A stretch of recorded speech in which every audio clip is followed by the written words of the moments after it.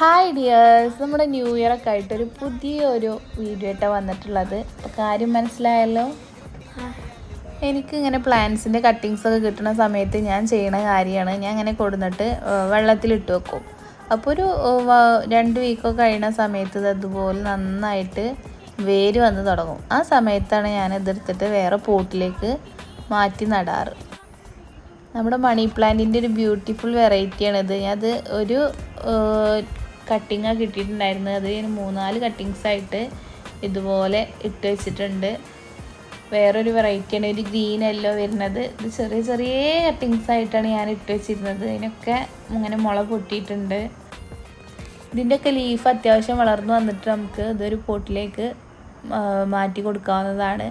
അപ്പം നമുക്ക് നല്ല ബുഷിയായിട്ട് കിട്ടും. നമ്മുടെ സബ്സ്ക്രൈബേഴ്സിൽ എത്ര പേരുണ്ട് പ്ലാന്റ് ലവേഴ്സ്?